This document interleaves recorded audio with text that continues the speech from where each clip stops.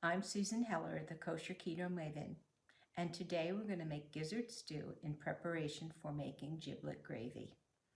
We have 2 pounds of turkey gizzards,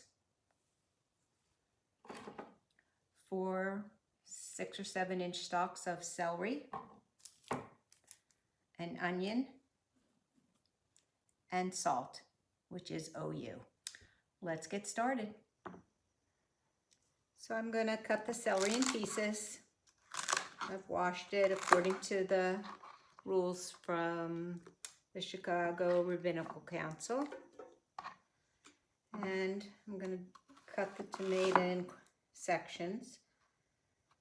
I'm going to take this little part out that sometimes is a place where bugs could hide.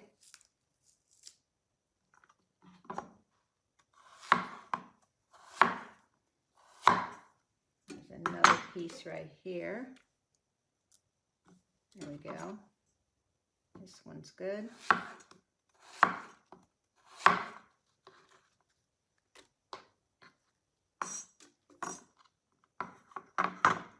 I'm going to add a teaspoon of salt. This is a half a teaspoon, so I'm going to do 2 of these. And I'm going to cover it with water.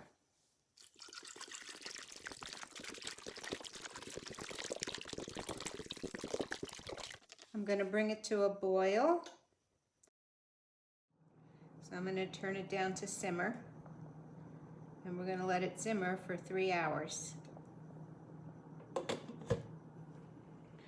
Our stew is done. It's been cooking for 3 hours.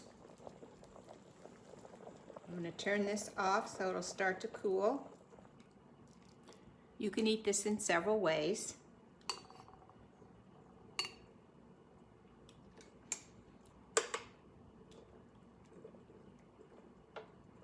Here's just gizzards.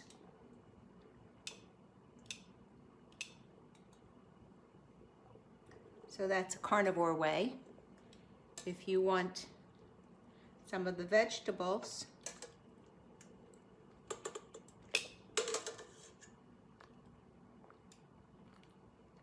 here's some celery and onions. That would be a keto way. And you could also have it with some of the broth. The main reason I made this now is so that I could use the turkey gizzards to make giblet gravy. So I'm going to dump this back in here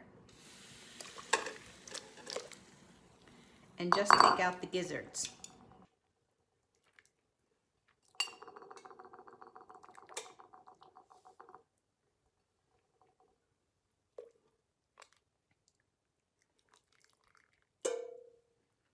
I'll use this broth as part of the gravy also. And if you want a keto gravy, you can grind up the vegetables with it. But I want a carnivore gravy, so I'm going to leave those out.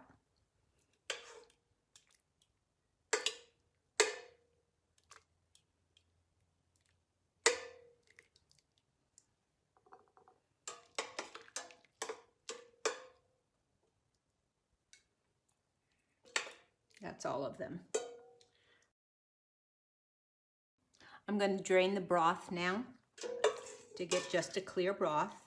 I have this wonderful funnel that comes with, it's wide at the top, which prevents spills, and it's wide at the bottom.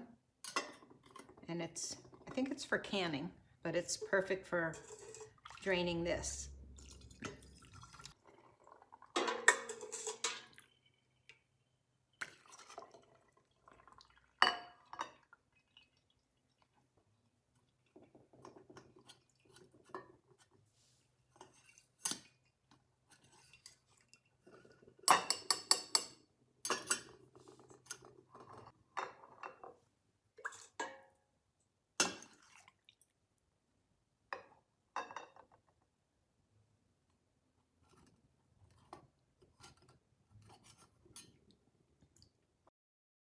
We'll use some of this broth in the gravy. and the rest of it will freeze.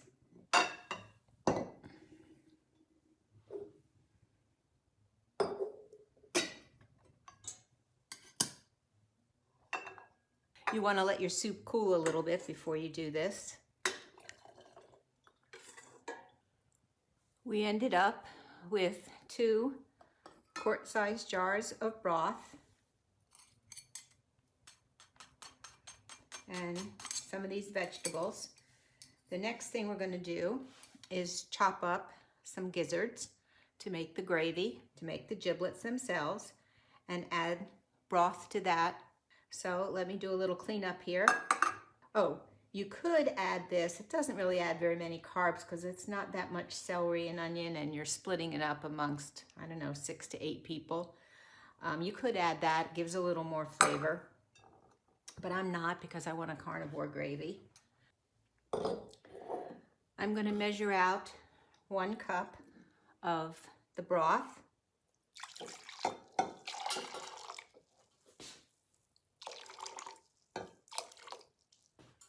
And put it in this jar.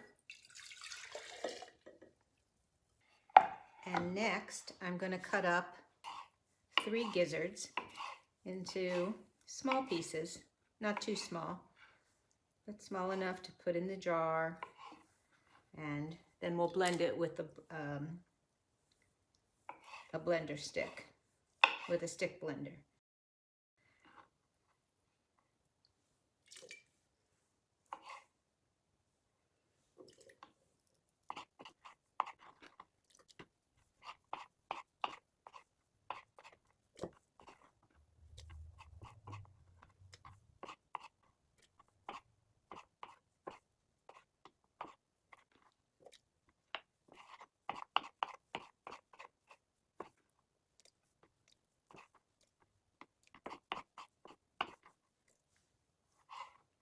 Okay, that's 3 of the gizzards. I'm going to save these 3 for another one that I'm going to make and freeze.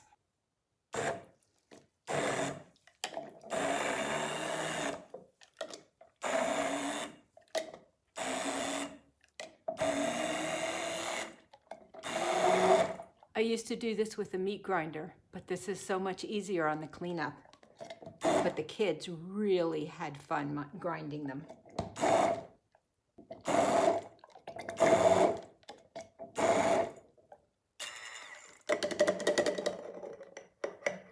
I think I got it all. It's best to grind it in a tall jar. I'm using a quart-sized mason jar.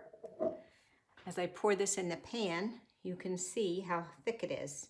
So you don't need any thickening agents. And what I'm going to do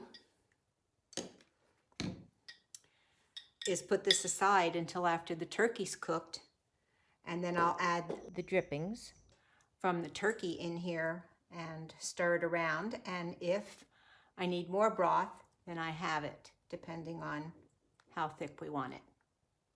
Okay, doesn't that look good?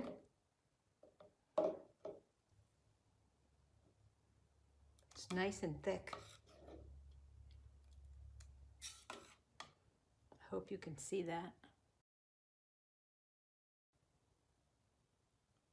That's the way we want it. All right. We'll see you again after the turkey's out of the oven.